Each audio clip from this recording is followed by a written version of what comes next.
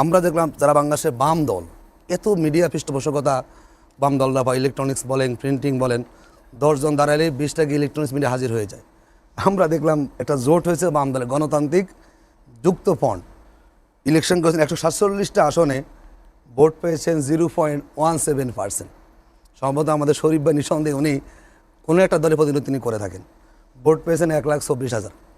একজন প্রার্থী পেয়েছেন 20,000 উপরে ভোট। মনীষা চক্রবর্তী বরিশাল 5 ইলেকশন করেছেন, আর বাকি কোনো প্রার্থী 5,000 ভোটও পান নাই। সব প্রার্থীর জামানত বাজেয়াপ্ত হয়েছে। আতিক ভাই হয়তো তালগোল পাকিয়ে ফেলেছে যে টেলিভিশনে কথা বলা, পত্রিকায় লেখা, অর্থাৎ আপনার যে জ্ঞান ভিত্তিক যে প্র্যাকটিসগুলো সেইগুলো ভোট পাওয়ার উপরে নির্ভর করবে আপনি এখানে আসতে পারবেন কি পারবেন না। এগুলো এক ধরনের দম্ভ, এবং এই দম্ভগুলো ওনাদের মধ্যে আছে বলেই জুলাইয়ের অভ্যুত্থানের পর বাংলাদেশকে সবথেকে বেশি বিভক্ত করেছে তারা বিএনপির সাথে থেকে বিএনপির কাছ থেকে প্রতীক বর্গা নিয়ে যে দলটি নির্বাচন করেছে, সে এসে বলে তারেক রহমানকে দেশ থেকে বের করে দিব। সেই দলটা বেগম খালেদা জিয়ার মৃত্যু নিয়ে ঠাট্টা মশকরা করে।